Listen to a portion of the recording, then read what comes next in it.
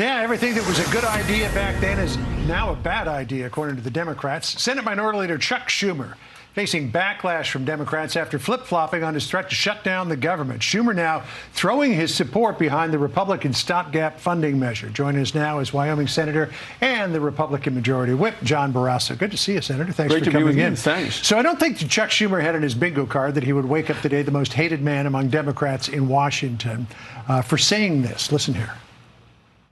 I will vote to keep the government open. I believe it is the best way to minimize the harm that the Trump administration will do to the American people. So at the leadership level, at least, the Democratic opposition to the CR crumbled.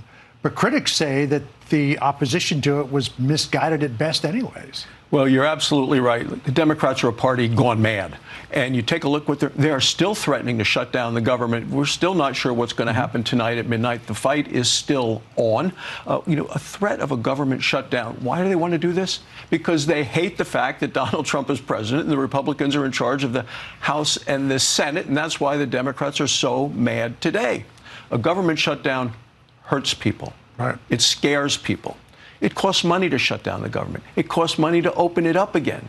During a government shutdown, our soldiers continue to show up. They don't get paid. Border security has to continue to show up. Don't get paid. The Democrats are willing to hurt the American people because they're so mad they want to punish the Americans for voting for Donald Trump and Republicans in November. So I take it that you've whipped 52 votes because Rand Paul has said that he's not going to vote for it. We don't know how many on the Democratic side. You've got Schumer, you've got Fetterman.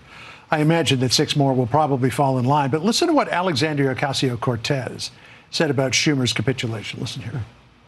I think there is a deep sense of outrage and betrayal. And this is not just about progressive Democrats. This is across the board, the entire party. Just to see Senate Democrats even consider acquiescing to Elon Musk, I think it is a huge slap in the face. There's a lot of talk that she may try to primary Schumer in 2028 should he decide to run again. She's certainly getting a lot of support in the last 24 hours to that end. But here's the irony. Democrats have been shouting from the rooftops about Trump furloughing federal workers. And if they shut down the government tonight, Democrats would do exactly the same thing, literally across the board. Well, you're absolutely right. What do Republicans want to do? We want to shrink the size of the federal government. We want to cut the wasteful Washington spending. But who are the people, who are the loudest voices calling to shut down the government? They're the people who actually support illegal immigrants and criminals over American citizens. They're the people who are calling for biologic males playing in women and girls sports. They're the people that are behind and support all this wasteful Washington spending that President Trump talked about in his address to the nation. I mean, those are the loudest voices, but those are the people that the Democrats in the Senate are beholden to, they listen to, and that's why this party, as I said, has lost its mind. I wanted to just switch gears here and go to your Foreign Relations Committee assignment to talk about NATO, Ukraine, Russia. Mark Rutte, who's the Secretary General of NATO, was at the Oval Office yesterday, also appeared with Brian Kilmeade on Fox and Friends this morning. There's been tremendous criticism of President Trump about his approach to NATO. People think that he's going to leave the alliance, he's going to destroy the alliance. Kilmeade asked Rutte about President Trump and the NATO alliance. Listen to what Rutte said. He is totally committed to NATO because collectively with 32 countries, it was projecting American power in the world at the world stage. And that's important. I respect him. He's a great friend and a great ally. I respect him. He's a great friend and a great ally. What does that say to his critics? Well, they'll continue to criticize President Trump no matter what he does. But I was with President Trump first in the cabinet room with Republican senators yesterday after that meeting with the NATO leader. And then President Trump took me into the Oval Office. We continued a discussion.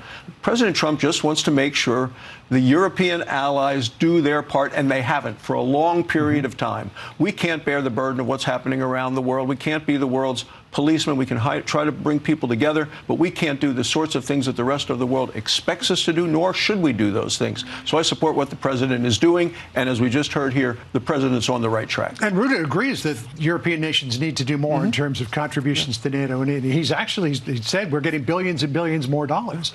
And it wasn't not just Rutte who appreciated that. Jens Stoltenberg Stoltenberg did as well. He was one of Trump's biggest fans.